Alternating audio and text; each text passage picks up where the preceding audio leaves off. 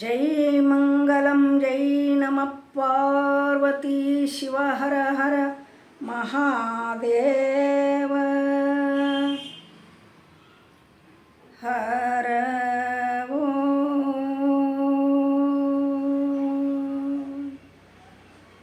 ಗುರುರ್ಬ್ರಹ್ಮ ಗುರುರ್ವಿಷ್ಣು ಗುರುದೇವೋ ಮಹೇಶ್ವರ ಗುರುವೇ ಸಾಕ್ಷಾತ್ ಪರಬ್ರಹ್ಮ ತಸ್ಮೈ ಶ್ರೀ ಗುರವೇ ನಮಃ ತಸ್ಮೈ ಶ್ರೀ ಗುರವೇ ನಮಃ. ಪ್ರಾತಸ್ಮರಣೀಯರಾಗಿರುವ ಎನ್ನ ಸದ್ಗುರುಗಳ ಚರಣವನ್ನು ಹೃತ್ಕಮಲದಲ್ಲಿ ಧ್ಯಾನಿಸಿಕೊಂಡು ಅದ್ವೈತ ಸಾರ್ವಭೌಮ ಚಕ್ರವರ್ತಿ ಸಿದ್ಧಾರೂಢಪ್ಪನವರಿಗೂ ಅವರ ಕರಕಮಲ ಸಂಜಾತರಾದ ಮೌನಯೋಗಿ ಗುರುನಾಥಾರೂಢರಿಗೂ ಅನಂತ ದೀರ್ಘದಂಡ ನಮಸ್ಕಾರಗಳನ್ನು ಸಲ್ಲಿಸುತ್ತಾ ಶ್ರೀಮನ್ನಿಜಗುಣ ಶಿವಯೋಗಿಗಳವರನ್ನು ಮೊದಲು ಮಾಡಿಕೊಂಡು ಶ್ರೀಕೃಷ್ಣ ಪರಮಾತ್ಮನನ್ನು ಬಸವಾದಿ ಪ್ರಮಥರನ್ನು ಮೊದಲು ಮಾಡಿಕೊಂಡು ಎಲ್ಲ ಋಷಿಮುನಿಗಳನ್ನು ಎನ್ನ ಮಸ್ತಕದ ಮೇಲಿರಿಸಿಕೊಂಡು ಜಗನ್ಮಾತೆ ಜಗಜ್ಜನನಿ ಆದಿಶಕ್ತಿ ತಾಯಿ ಕಾಳಮ್ಮನ ಪಾದಕ್ಕ ದಂಡವತ್ತ ಪ್ರಣಾಮಗಳನ್ನು ಸಮರ್ಪಿಸುತ್ತಾ ಶಿವಸ್ವರೂಪಿಗಳೇ,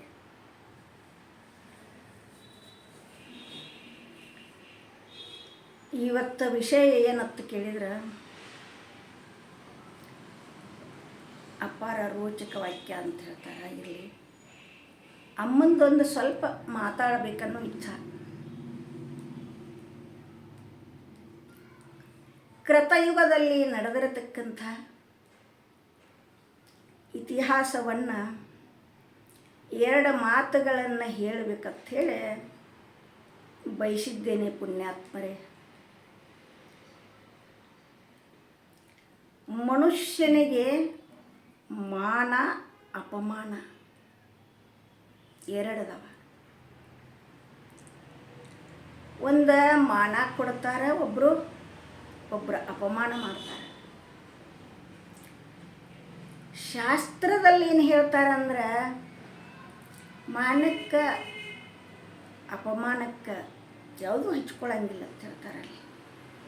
ಮಾನ ಅಪಮಾನಕ್ಕೆ ನೀನೇ ದಯಾಳೋ, ಕೃಪೆ ಮಾಡೋ ಗುರು ಸಿದ್ಧ ರೂಢ ಕೃಪಾಳೋ. ಮಾನ ಅಪಮಾನಕ್ಕೆ ನೀನೇ ಕೃಪಾಳೋ, ಕೃಪೆ ಮಾಡೋ ಗುರು ಸಿದ್ಧ ರೂಢ ಕೃಪಾಳೋ. ಇದೊಂದು ಮಂಗಳಾರತಿ ಐತ್ರಿ. ಇದು ಮಾನ ಅಪಮಾನ ಅಂದ್ಗಳೇ ನೆನಪಾಗ್ತದೋ.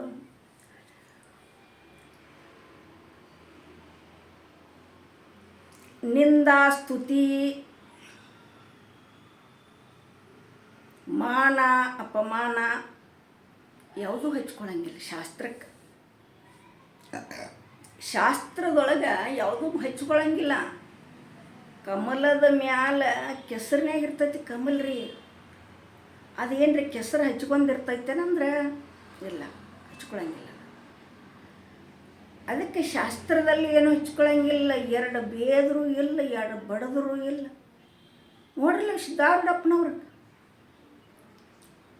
ವೈರಿಗಳ ಬೆಂಕಿ ಇಟ್ಟರು ತಲೆ ಮೇಲೆ, ಸಹಿಸ್ಕೊಂಡ್ರು, ಶಾಪ ಕೊಡಲಿಲ್ಲ. ಅವರು ನನ್ನ ಮಕ್ಕಳು ಅಂದರು.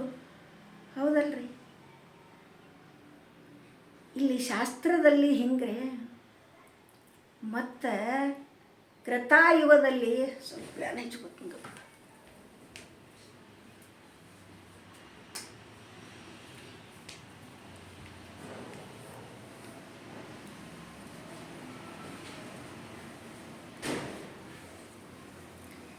ಕೃತಾಯುಗದಲ್ಲಿ ದಕ್ಷ ಬ್ರಹ್ಮ ಯಜ್ಞವನ್ನು ಹೂಡಿದ್ರಿ.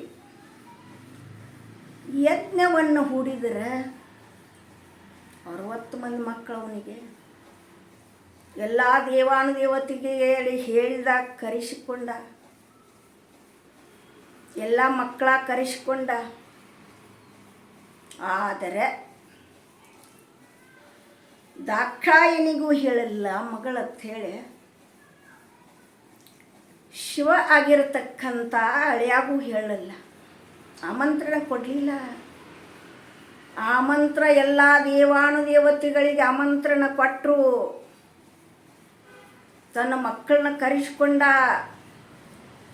ಆದರೆ ಪರಮಾತ್ಮನಿಗೆ ಆಮಂತ್ರ ಕೊಡಲಿಲ್ಲ, ದಾಕ್ಷಾಯಣಮ್ಮಗ ಹೇಳಲಿಲ್ಲ.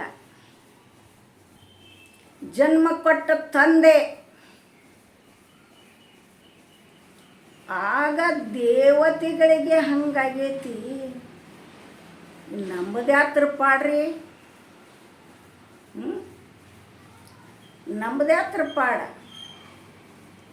ತಂದೆ ತಾಯಿ ಮಾತಾಡ್ಲಿಕ್ಕಂದ್ರೆ ಮಾನವರು ನಾವು, ಅವ್ರ ದೇವತೆಗಳು, ಅವ್ರಿಗೂ ಇರುತ್ತೆ ಅಂಬಲ್ಲಿ ಇಲ್ಲೇ ಅಹಂಕಾರ ಇತ್ತಲ್ಲ. ದಕ್ಷಿಣಿಗೆ ಅಹಂಕಾರ ಇತ್ತು. ಯಾಲಕ್ಕೆ ಎಲ್ಲ ದೇವಾನ ದೇವತೆಗಳು ಬರ್ತಾರೆ, ಬಂಗಾರ ಕಿರೀಟ ಹಾಕ್ಕೊಂಡಿರ್ತಾರೆ, ಆಭರಣಗಳು ಹಾಕ್ಕೊಂಡಿರ್ತಾರೆ. ಅವರೆಲ್ಲರೂ ಯಜ್ಞಕ್ಕೆ ಬಂದರೆ ಚಂದ. ಅವನ ಮನುಷ್ಯನೊಳಗೆ ನಾ ಹೇಳಕತ್ತೀನ್ರ. ಆದರೆ ಈ ಶಿವನಿಗೆ ಹೇಳಿದರೆ ಹೆಣದ ಬೂದಿ ಬಡ್ಕೊಂಡು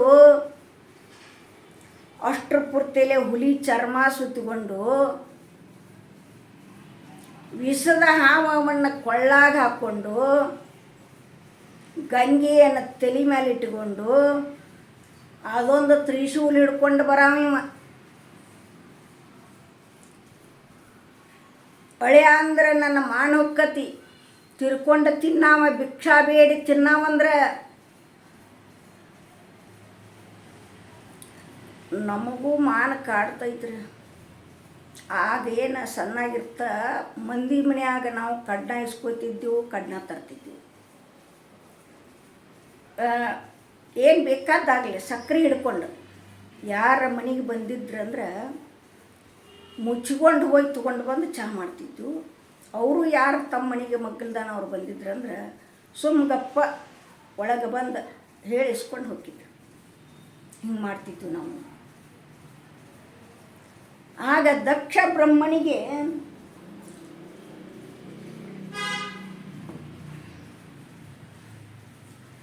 ಶಿವನನ್ನು ಕರೆಸಬಾರ್ದು, ಮಾನವಕತೆ. ಅವ ಭಿಕ್ಷಾ ಬೇಡಿ ತಿನ್ನಮಕ್ಕನ. ಇವರೆಲ್ಲರೂ ಬಂಗಾರ ಕಿರೀಟ ಕಟ್ಟಿಕೊಂಡು ವೈಭವದಿಂದ ಬರ್ತಾರ. ಹೇಳೋದು ಬಿಟ್ರಿ, ಮಗಳಿಗೆ, ಸ್ವಂತ ಮಗಳಿಗೆ ಆಮಂತ್ರಣ ಕೊಡಲಿಲ್ಲ. ಹೀಗಿರುವಾಗ ಎಲ್ಲ ದೇವತೆಗಳು ಹೊಂಟಿದ್ದರಿ. ಆಗ ಅಮ್ಮ ಕೇಳ್ತಾರೆ, ನೋಡ್ರಿ ಎಲ್ಲಿಗೆ ಹೊಂಟರಿ ಇಷ್ಟು ಎಲ್ಲರೂ? ಅಲ್ಲ, ನಿನಗೆ ಗೊತ್ತಿಲ್ಲ? ನಿನ್ನ ತಂದೆ ಯಜ್ಞ ಹೂಡ್ಯಾರ, ಆ ಯಜ್ಞಕ್ಕೆ ನಾವು ಹೊಂಟದೀವು, ನಿನಗೆ ಹೇಳಿಲ್ಲ? ಹೇಳ್ಯಾರ, ನಾವು ಬರಬೇಕು. ಕೇಳಿ ನಳತ್ತಿದ್ಲಕ್ಕೆ ದಾಕ್ಷಾಯಣಮ್ಮ, ನಿಮ್ಮನೆ ಕೇಳಿ ನಳತ್ತೆ. ಎಲ್ಲ ದೇವಾನುದೇವತೆಗಳು ಹಾದ್ರಿ ಬಂದ ಪರಮಾತ್ಮನಿಗೆ ಪ್ರಶ್ನೆ ಮಾಡಿದ್ಲು ಅಮ್ಮ. ನೋಡ್ರಿ ಅಂದ್ಲಕ್ಕೆ, ಎಲ್ಲರೂ ನಮ್ಮಪ್ಪ ಯಜ್ಞ ಹುಡ್ಯಾರತ್ತ ಎಲ್ಲರೂ ಹೊಂಟಾರ, ಮತ್ತು ನಾವು ಹೋಗೋಣ್ರಿ ಅಂದ್ಲಕ್ಕೆ. ಪರಮಾತ್ಮನಿಗೆ ಗೊತ್ತಿಲ್ಲದ್ದೆ ಯಾವುದ್ರಿ? ಅಲ್ಲ, ಕರೀದವರ ಮನೆಗೆ ಕಳಸಿಗಿತ್ತಾಗಿ ಹೋಗೋದು ಇದು ನಾನುಡಿ ಮಾತೈತ್ರಿ, ಹಿಂದಿಂದಿದು. ಕರೀದವರ ಮನೆಗೆ ಕಳಸಿಗಿತ್ತಾಗಿ ಹೋಗೋದು ಚಲೋವಲ್ಲ ಅಂದ್ರೆ ಪರಮಾತ್ಮ. ಅವ್ರ ಆಮಂತ್ರವನ್ನು ಕೊಟ್ಟಿಲ್ಲಂದ್ಗಳಿಗೆ ಹೆಂಗೆ ಹೋಗುದು ನಾವ? ಬ್ಯಾಡ ಅಂದ. ಅಕ್ಕಿದು ಹೆಮ್ಮೆ ರೀ. ಇಲ್ರಿ ಹೋಗೋನು ನಡೀರಿ ಅಂದ. ಹೋಗುದು ಬ್ಯಾಡ, ನನ್ನ ಮಾತು ಕೇಳು ಅಂದ ಪರಮಾತ್ಮ. ಇಲ್ಲ ನೀವು ಬರೆದಿದ್ರೆ ಎಷ್ಟೋ ಹೋತು, ನನ್ನ ತವ್ರ ಮನೆಗೆ ನಾ ಹೋಗಕ್ಕೆ ಅಂದ್ಲಿಕ್ಕೆ. ಹೆಣ್ಮಕ್ಕಳಿಗೆ ಹಠ ಬಾಡ್ರಿ. ಕೆಟ್ಟಕ್ಕತ್ತಂದ್ರೂ ಸಹಿತ ತಮ್ಮ ಹಠವನ್ನು ಸಾಧಿಸ್ತೀವಿ ನಾವು. ಕೆಟ್ಟಕ್ಕತ್ತಂದ್ರೆ ಅದು ನಾವು ಕೇಳೋದಿಲ್ಲ, ಮಾತನೇ ಕೇಳಂಗಿಲ್ಲ. ಹಠ ಮಾಡಿದೀವಿ ಅಂದ್ರೆ ಇಲ್ಲ ನಾವು ಹೋಗಕ್ಕೆ ರೀ ಅಂದ್ಲಕ್ಕೆ. ದಾಕ್ಷಾಯಣಮ್ಮ ನಂದಿಗೆ ಹೇಳಿದ, ನೋಡಪ್ಪ ಕರ್ಕೊಂಡು ಹೋಗಿಬಿಡು ಅಂದ ಪರಮಾತ್ಮ. ನಂದಿ ಮೇಲೆ ಕೂತು ಹೋದಳ್ರಿ. ಬಗಲಾಗಿ ಸೀರೆ ಹಿಡ್ಕೊಂಡು ಮನೆ ಬಾಗಿಲಿಗೆ ಹೋಗ್ತಾಳ. ತಂದೆ ನಿತ್ತಾರ, ತಾಯಿ ನಿತ್ತಾಳ ಮುಂದೆ, ಎಲ್ಲ ಅಕ್ಕ ತಂಗ್ಯಾರ ನಿತ್ತಾರ.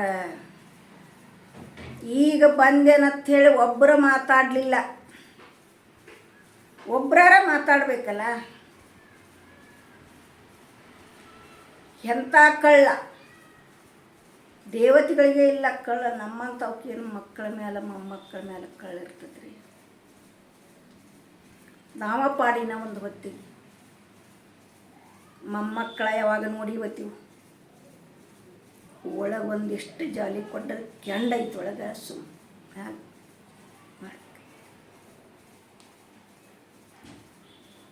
ಅಲ್ಲ.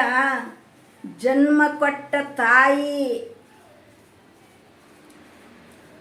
ತಂದೆ ಕಳ್ಳಿಲ್ಲ ಬಿಡಪ್ಪ, ಅಕ್ಕಂಗ್ಯಾರಂಥ ವೈರಿಗಳಿಲ್ಲ ಬಿಡು. ಅಕ್ಕಂಗ್ಯಾರಂಥ ವೈರಿಗಳು ಇಲ್ಲತ್ತ, ಅಂತಮ್ರತ್ತ ವೈರಿಗಳು ಇಲ್ಲತ್ತ. ಒಂದು ಹೊಟ್ಟಿಲಿ ಹುಟ್ಟಿರ್ತಾರೆ ಕರೆ, ಅಷ್ಟು ಹೊರಮಲ್ಲಿ ಯಾಕೆ ಬಡ್ಡಿಂದ ಬಂದತಿ. ಅವ್ರ ಕೌರವ್ರ ಬೇರೆ ಬೇರೆ ಬಿಡ, ಅನ್ನ ತಮ್ಮ ಕರೆ ಏನಾಗಿತ್ತು.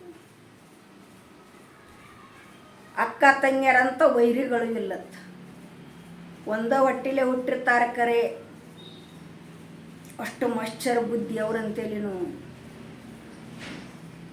ಯಾರೂ ಬಂದೇನತ್ತು ಕೇಳಲಿಲ್ಲ, ತಂದೆ ಕೇಳಲಿಲ್ಲ, ತಾಯಿ ಕೇಳಲಿಲ್ಲ, ಅಕ್ಕಂಗ್ಯಾರು ಕೇಳಲಿಲ್ಲ.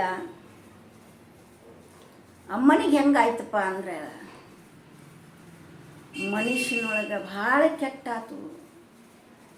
ನನ್ನ ಪರಮಾತ್ಮ ಹೇಳಿದ್ದ ಕರೆ, ಕರಿದವರ ಮನೆಗೆ ಕಳಸಿಗಿತ್ತಾಗಿ ಹೋಗುವುದು ಬೇಡಂದ. ಹೋಗುವುದ ಬ್ಯಾಡಂದ ಪರಮಾತ್ಮ. ಏನು ಮಾಡ್ಬೇಕು ನಾನು, ಹೆಂಗೆ ಮಾಡಬೇಕು ತಿಳಿಲ್ದಾತ್ರಿ ದಾಕ್ಷಾಯಿಣಿಗೆ. ಅಮ್ಮಗ ತಿಳಿಲ್ದಾತು, ಭಾಳ ಕೆಟ್ಟಾತು. ಎಲ್ಲ ದೇವಾನ ದೇವತೆಗಳು ಕೂತಿದ್ರು. ಅಕ್ಕ ತಂಗ್ಯಾರಷ್ಟ ಇದ್ದರೆ ಏನು ಅನ್ನಿಸ್ತಿರ್ಕಿಲ್ಲ, ಎಲ್ಲ ದೇವಾನ ದೇವತೆಗಳು ಕೂತಿದ್ರಲ್ಲ. ಆಗ ಅವಮಾನ ಆತಲ್ಲ ತಾಯಿಗೆ, ಮನುಷ್ಯಗೂ ಕೆಟ್ಟಾತು. ಈ ಮನುಷ್ಯಗೂ ಕೆಟ್ಟಾಗೈತಿ. ಈ ಅವಮಾನ ಆಗಿರತಕ್ಕಂಥ ಮನಸ್ಸ ಶರೀರವನ್ನು ಇಡಬಾರ್ದಿಲ್ಲ. ಹೊಳ್ಳಿ ಪರಮಾತ್ಮನಂತಲೂ ಹೋಗಬಾರ್ದು. ಬೇಡ ಬೇಡ. ಏನು ಮಾಡಬೇಕು, ಗಂಡನಿಗೆ ಬೇಡಿಕೊಂಡ್ಲು ಪತಿದೇವನಿಗೆ, ಹೇ ಶಂಕರ ಶಿವ ಶಿವ, ಮುಂದಿನ ಜನ್ಮದಲ್ಲಿ ನೀನೇ ನನ್ನ ಗಂಡ ಆಗಬೇಕಂತೆ ಅಂದಕ್ಕೆ ಯಜ್ಞ ಕುಂಡಲದಲ್ಲಿ ಹಾರಿಬಿಟ್ಟಡ್ರಿ ಅಮ್ಮ. ಹಾರಿಬಿಟ್ಟಾಗ, ಪ್ರಾಣ ತ್ಯಾಗ ಮಾಡಿದಾಗ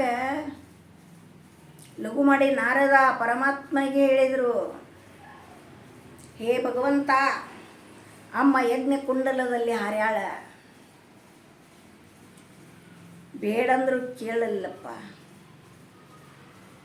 ಹುಚ್ಚಡಿತ ಪರಮಾತ್ಮನಿಗೆ ನೆತ್ಯಾಂದ ಒಂದು ಜುಟ್ಟ ತೆಗೆದ ಭೂಮಿಗೆ ಒಗದ ಈರಭದ್ರನ ಅವತಾರ ತಾಳಿ ಹೇಳಿಬಿಟ್ಟ.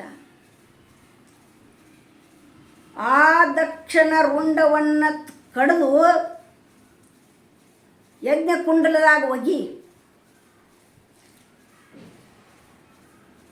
ಈರಭದ್ರನಿಗೆ ಹೇಳಿದ.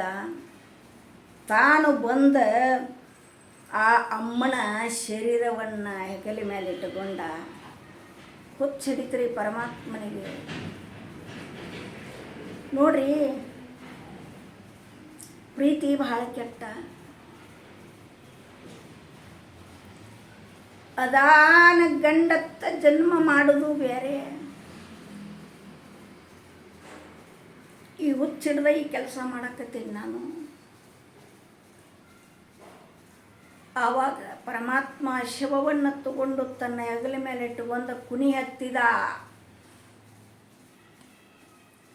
ಹತ್ತಿದ ಹುಚ್ಚಿಡ್ದವ್ರ ಗತೆ ಮಾಡಕತ್ತಿದ ಪರಮಾತ್ಮ.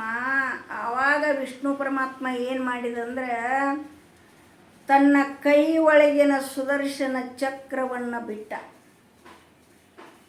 ಅಮ್ಮನ ಶರೀರಕ್ಕೆ, ದಾಕ್ಷಾಯಣಿಯವನ ಶರೀರಕ್ಕೆ ಬಿಟ್ಟಾಗ ಒಬ್ಬರ 52 ಪೀಠ ಆಗ್ಯಾವ ಅಂತ ಒಬ್ಬರು ಹೇಳ್ತಾರೆ, ಒಬ್ಬರು 12 ಆಗ್ಯಾವ ಅಂತ ಹೇಳ್ತಾರೆ, ಗೊತ್ತಿಲ್ಲ.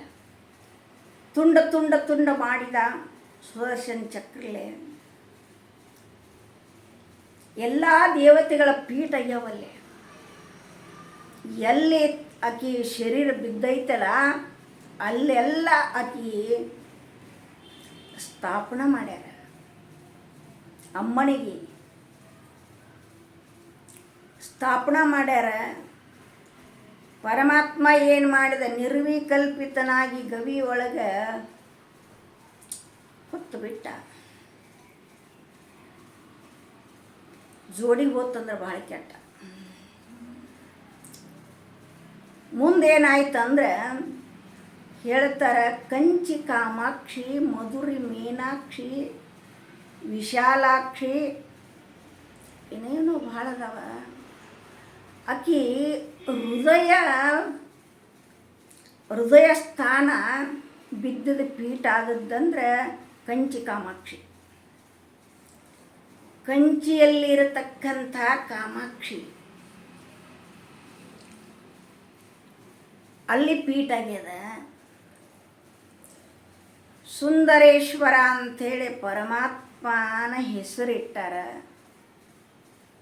ಆ ಮಹಾತಾಯಿಗೆ ಕಂಚಿ ಕಾಮಾಕ್ಷಿ ಅಂತ ಹೆಸರಿಟ್ಟಾರ. ಆ ಅಮ್ಮ ಏನು ಮಾಡ್ತಿದ್ರಂದ್ರೆ ಸರುರಾತ್ರಿಯಲ್ಲಿ ಆ ಏನು ಅಡ್ಡಾಡ್ತಿರ್ತಾರಲ್ಲ, ಈ ನರಸಿಂಹನ ಅವತಾರ ತೊಟ್ಟಲ್ಲ ಪರಮಾತ್ಮ, ಹೆಂಗೆ ಉಗ್ರ ಆಗಿದ್ಲ ಹಂಗೆ ಕಾಮಾಕ್ಷಿ ದೇವಿ ಉಗ್ರತೆಯಾಗಿ ಆ ಮನುಷ್ಯರನನ್ನು ತಿಂತಿದ್ಲತ್ತಕ್ಕೆ.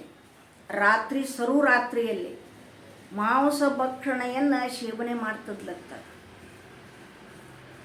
ಮಾಡುತ್ತಿರುವಾಗ ಆದಿಶಂಕರಾಚಾರ್ಯರು ಆ ಕಂಚಿ ಕಾಮಾಕ್ಷಿ ದೇವಸ್ಥಾನಕ್ಕೆ ಹೋದರು. ಅಲ್ಲಿ ಒಬ್ಬ ದೊಡ್ಡ ರಾಜ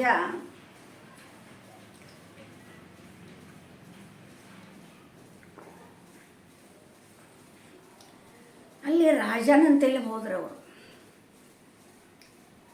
ರಾಜನಂತೆಲಿ ಹೋಗಿ ಮಾತಾಡಿ ನಾ ಅಮ್ಮನವರ ಸ್ಥಾನಕ್ಕೆ ಹೊಕ್ಕನು ಅಂತ ಹೇಳಿದ್ರು ಅವರು ಆದಿಶಂಕರಾಚಾರ್ಯರು. ರಾಜ ಹೇಳಿದರು, ನೋಡ್ರಿ ಅಮ್ಮ ಉಗ್ರದಳ ಸರುರಾತ್ರಿಯಲ್ಲಿ ಬಂದ ಯಾರ ಸಿಗತಾರಲ್ಲ ಅವ್ರನ್ನ ಎಲ್ಲವನ್ನು ಶರೀರವನ್ನು ತಿಂದು ಬಿಡ್ತಾಳಕ್ಕೆ, ಮಾಂಸ ಭಕ್ಷಣೆ ಮಾಡ್ತಾಳೆ. ನೀವು ಒತ್ತು ಮುನುಗೋದ್ರೊಳಗೆ ಬರ್ರಿ ರಾಜ್ಯೊಳಕ್ಕೆ. ರಾಜ ಹೇಳಿದ್ರಿ ಯಾರಿಗೆ? ಶಂಕರಾಚಾರ್ಯರಿಗೆ. ಹೇಳಿದಾಗ ಶಂಕರಾಚಾರ್ಯರು ಹೋದ್ರು ಅಮ್ಮನ ಗುಡಿಗೆ. ಹೋಗಿ ನಮಸ್ಕಾರ ಮಾಡಿ ಅಮ್ಮನ ಜೊತೆಗೆ ಮಾತಾಡಿದರು. ಶಂಕರನ ಅವತಾರ ಅದು. ಶಂಕರನೇ ಅವತರಿಸಿ ಧರಣಿಗೆ ಶಂಕರಾಚಾರ್ಯರಾಗಿ ಬಂದರು. ಪಂಕವನ್ನು ತೊಳೆದೆಲ್ಲ ಮನಸ್ಸಿನ ಬೆಂಕವನ್ನು ಬಿಡಿಸಿ ಕಿಂಕರ ಪಾವನ ಮಾಡುತ್ತಾ ಶಂಕೆಯಿಲ್ಲದ ಪದದೊಳಿಟ್ಟರು ಕಲಿಯುಗದಲ್ಲಿ ಗುರುವಾಗಿ ಬಂದರು ಅಂತ ಹೇಳಿದರು. ಶ್ಲೋಕದ ಇದು. ಅಮ್ಮನ ಜೊತೆಗೆ ಮಾತಾಡಿದರು. ಅಮ್ಮಗಿನ್ನ ಏನು ಮಾಡ್ತಿದ್ರಂದ್ರೆ ಸುಂದರೇಶ್ವರನ ಕೂಡ ಪರಮಾತ್ಮನ ಜೊತೆಗೆ ಏನು ಆಡ್ತಿದ್ರಂದ್ರೆ ಪಗಡಿ ಆಡ್ತಿದ್ರು. ಅಮ್ಮ ಅಂದ್ರೆ ಇವರು ಶಂಕರಾಚಾರ್ಯರು, ಅಮ್ಮ ಒಂದು ಸ್ವಲ್ಪ ಆಟ ಆಡೋನು ಅಂತ ಕೇಳಿದರು. ಅಮ್ಮ ಅಂತೀಯಲ್ಲ ಮಗಾಲ ನೀನು ಆಡೋಣಪ್ಪ ಅಂದೆ. ಅಮ್ಮ ನಾವೊಂದು ಹೇಳ್ತೇನೆ, ಇಲ್ಲಿ ಶ್ರೀಚಕ್ರವನ್ನು ನಾನು ಬರಿತೇನೆ.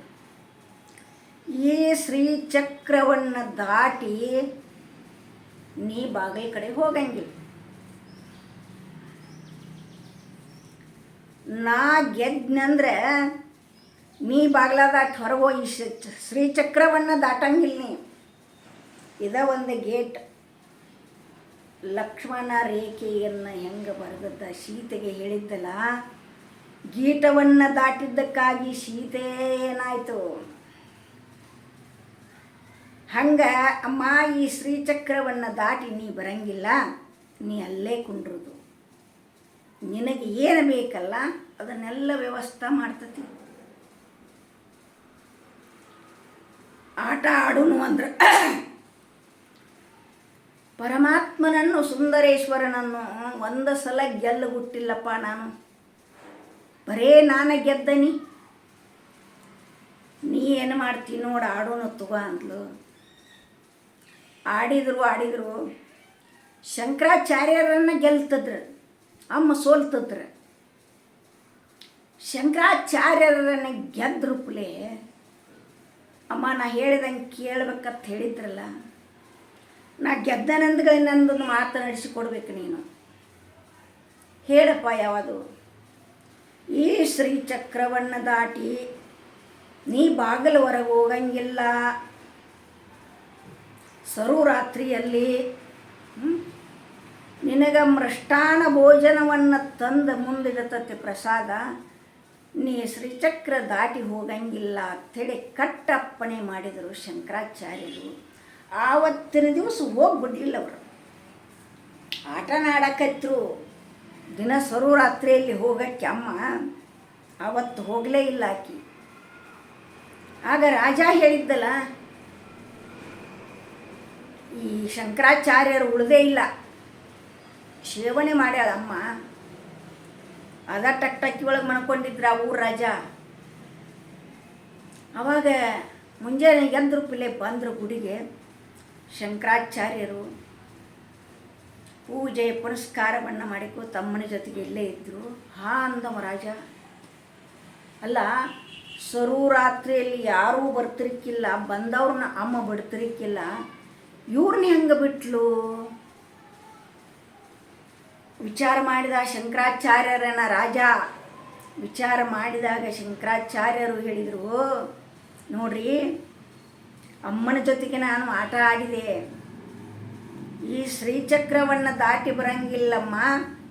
ನಿನಗೆ ಬೇಕಾದಂತಹ ಅಮೃತವನ್ನು ನಿನಗೆ ತಂದು ಇಡ್ತೈತಿ ಅಂತ ಹೇಳಿದಾಗ ಈ ರಾತ್ರಿ ಹೋಗಿಲ್ಲಪ್ಪ.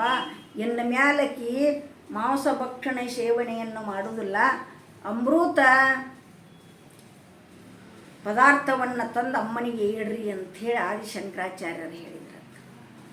ಹಿಂಗೆ ಉಗ್ರವಾಗಿರತಕ್ಕಂಥ ಕಂಚಿ ಕಾಮಾಕ್ಷಿಯನ್ನು ಶಾಂತಗೊಳಿಸಿದರು. ಯಾರು? ಆದಿಶಂಕರಾಚಾರ್ಯರು. ಮೃಷ್ಟಾನ ಭೋಜನವನ್ನು ಪ್ರಸಾದ ಮಾಡಲಿಕ್ಕೆ ಹಚ್ಚಿದ್ರು. ಹೇಳಕ್ಕೆ ಕಾರಣ ಏನಂದ್ರೆ, ಮನುಷ್ಯನಿಗೆ ಉಗ್ರ ಬರ್ತೈತಿ.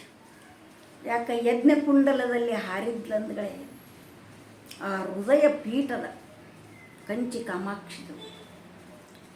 ಆಕೆಗೆ ಸಿಟ್ಟು ಬಂದಿತ್ತು. ಅದಕ್ಕೆ ಮನುಷ್ಯರನ್ನ ತಿಂತಿದ್ಲತ್ತಕಿ ಅಮ್ಮ.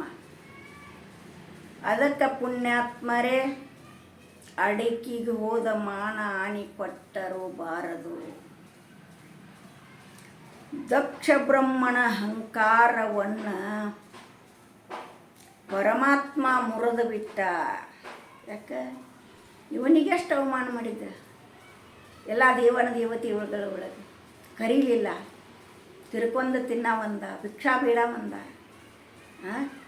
ಮೈ ಮೇಲೆ ಬಟ್ಟಿಲ್ಲ, ಹೆಣದ ಬೂದಿ ಬಡ್ಕೊಂಡ ಒಂದ. ಏನು ಮಾಡಿದ?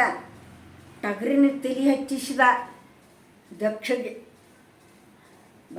ಬೇಡ್ಕೊಳಕೈತ್ಲ ಅವನು ಹೆಂಡತಿ, ಯಪ್ಪ ಪರಮಾತ್ಮ ಹಿಂಗಾರ ಮಾಡಿ ನನ್ನ ಗಂಡನನ್ನು ಉಳಿಸು, ನನ್ನ ಪತಿವರ್ತೆಯನ್ನು ಉಳಿಸು, ನನ್ನ ಮುತ್ತೈತಾನ ಉಳಿಸು ಅಂದಾಗ ಟಗರಿನ ತಲೆ ಹಚ್ಕೊಂಡ ಮತ್ತೇನು ಬೇಡಿದ ಪರಮಾತ್ಮಗೆ ದಕ್ಷ, ನೋಡಪ್ಪ ನೀ ಎಲ್ಲಿರ್ತೀನ ಅಲ್ಲೇ ಇರ್ತಾನ, ನೀನು ಬಿಟ್ಟು ಇರುವುದಿಲ್ಲ ಅಂದು ಮತ್ತೆ ಎಲ್ಲ ಅಹಂಕಾರ ಹಿಡಿತ್ರಿ. ಇಳಿತು ಶಿವನ ಗುಡಿ ಮುಂದೆ ಟಗರಿನ ತಲೆ ಹಚ್ಕೊಂಡು ನಿರ್ತಾನೆ ನೋಡ್ರಿ. ಎಲ್ಲ ದೇವ್ರ ಗುಡಿ ಮುಂದೆ ಆ ದಕ್ಷಿಣ ನಿಂದ್ರಿಸ್ಬಿಟ್ಟಿರ್ತಾರೆ ಸ್ವಾಗತ ಮಾಡಕ್ಕೆ. ಹೇಳಕ್ಕೆ ಕಾರಣ ಏನಂದ್ರೆ, ಇಲ್ಲೇ ಮನುಷ್ಯನಿಗೆ ಏನಾಕ್ಕೈತೆ ಅಂದ್ರೆ ಕಳ್ಳ ಹರಿತೈತಿ. ತಂದೆ ತಾಯಿ ಅಂದ್ರೆ, ಅಕ್ಕ ತಂಗಿ ಅಂದ್ರೆ, ಆಗಿನ ಕಾಲದಾಗನ ಕಳ್ಳಿಲ್ಲ ಆತ, ಮತ್ತು ಈಗಿನ ಕಾಲದಾಗ ಕಳ್ಳೇನು ಬರ್ತೈತ್ರಿ? ಬರೋದಿಲ್ಲ. ಎರಡನೇ ಜನ್ಮದಲ್ಲಿ ಪರ್ವತರಾಜನ ಮಗಳಾಗಿ ಜನಿಸಿದ್ಲು. ಪಾರ್ವತಿಯತ್ತ ಹೆಸರಿಟ್ಟರು ಹಿಮವಂತಗಿರಿ. 12 ವರ್ಷ ಸೂಜಿಗಲ್ಲಿ ಮೇಲೆ ತಪಶ್ಚರಿ ಮಾಡಿದ್ಲು. 12 ವರ್ಷದ ಮ್ಯಾಲೆ ಗುರುಸೇವಾ ಮಾಡಿವ ಸಾಕಂದ ತಂದೆ. ಆಗ ಪರಮಾತ್ಮ ನಿರ್ವಿಕಲ್ಪಿತವಾಗಿ ಗವಿಯೊಳಗೆ ಕೂತಾಗ ರಾಕ್ಷಸರ ಹೋಳಿ ಹಚ್ಚಾತು. ತಾರಕಾಸುರ ದೈತ 3 ಪುರದಲ್ಲಿ 3 ರಾಜ್ಯದ್ದು ಬಂಗಾರ ಬೊಮ್ಮೆ. ಅದೆಲ್ಲ ಮೊನ್ನೆ ಒಂದು ಸಲ ಹೇಳೇನಿ, ಬೇಡ. ಅವನು ಸಂಹಾರ ಮಾಡಿದಾಗ ಪರಮಾತ್ಮನ ಹೊಟ್ಟಿಲಿ 6 ಮಕ್ಕದವ ಷಣ್ಮುಖ ಹುಟ್ಟಿದಾಗ ತಾರಕಾಸುರ ದೈತ ಸಂಹಾರ ಅಕ್ಕಣು. ಪಾರ್ವತಿ ಒಂದು ಲಗ್ನ ಮಾಡಬೇಕು ಅಂಥೇಳಿ ಬ್ರಹ್ಮದೇವ ತೆಗೆದು ನೋಡಿದಾಗ ಪಾರ್ವತಿ ದೇವಿನ ಲಗ್ನ ಮಾಡಿಕೊಂಡು ಷಣ್ಮುಖ ನಡೆದು ಆ ಕತಿ ಬೇರೆ ಐತಿ. ಹೇಳಕ್ಕೆ ಕಾರಣ ಏನಂದ್ರೆ, ಈಗ ನಾವು ಹಿಂಗೆ ಯಾರ ಕರೆದ್ರಂದ್ರೆ ಮಾಡ್ರಂದ್ರೆ ಶ್ರೀಮಂತರ ಮನೆಯೂ ಚಲೋ ಚಲೋ ಸೀರಿರ್ತಾವೆ. ಬಡ್ರ ಮನೆಗೆ ಎಲ್ಲಿ ಇರ್ತಾವೋ ಯಾರ್ದಾರ ಒಂದು ಇಸ್ಕೊಂಡು ಉಟ್ಕೊಂಡು ಹೋಗಿ. ಭಾಳ ಬಡ್ರು ಇದ್ರಂದ್ರೆ ಕರೆಯಂಗಿಲ್ಲ ಅವರು. ಬಿಡು ಅವತ್ರ ನೀನು ಕರೆದು ಉಟ್ಕೊಳಕ್ಕೆ ಸೀರಿಲ್ಲ ಏನಿಲ್ಲ, ಎತ್ತರ ಪಿತ್ತರಿ ಆಗಿ ಬರ್ತಾವತ್ತಾರ. ಈಗಿನ ಕಾಲದಾಗ ಬಡವ್ರನ್ನ ಕೇಳಂಗಿಲ್ಲ. ಇವರು ಬಡವ್ರ ಗತೆ ಇರೋದಿಲ್ಲ, ನಾವು ಬಡವ್ರು ಅದೀವಿ ಅನ್ನೋದಿಲ್ಲ. ಹೊಟ್ಟಿಗಿರ್ಲಿಕ್ಕೆ ಅಷ್ಟೇ ಹೊತ್ತು ಮೇಲೆ ಬಟ್ಟೆ ಮಾತ್ರ ಚಲೋ ತಗೋತಾರೆ ಇವರು. ಹೀಗಿರುವಾಗ 2 ತೊದಲು ನೋಡಿ ತಾಯಿ ಮಾತ ತಂದೆ ಮಾತ ಹೇಳಬೇಕನ್ನೋ ಇಚ್ಛೆ ಆಯ್ತು. ಪಾರ್ವತಿ ಪತಿ ಶಿವ ಹರ ಹರ ಮಹಾದೇವ. ಆ ಪರಮಾತ್ಮನ ಸಂಕಲ್ಪ ಆಗಿತ್ತೆ ಅಂಬಲ್ಲ. ಅವನ ಸಂಕಲ್ಪ ಇಲ್ಲದ ಇನ್ನೊಂದು ಹುಲ್ಲಕಡ್ಡಿ ಅಳಿಗಾಡಂಗಿಲ್ರಿ. ಒಂದು ಸ್ವಲ್ಪ ಹುಚ್ಚಿಡ್ದತಿ. ಅದಕ್ಕೆ ಒಂದೆರಡು ಮಾತುಗಳನ್ನು, ಆ ಪುಷ್ಪಗಳನ್ನು ಸದ್ಗುರುನಾಥನ ಪಾದದ ಮೇಲಿಟ್ಟು ಮುಗಿಸ್ತಾ ಇದ್ದೇನೆ. ತತ್ಸತ್ಪರ ಬ್ರಹ್ಮಣೇ ನಮಃ ಹರಿ ಓಂ.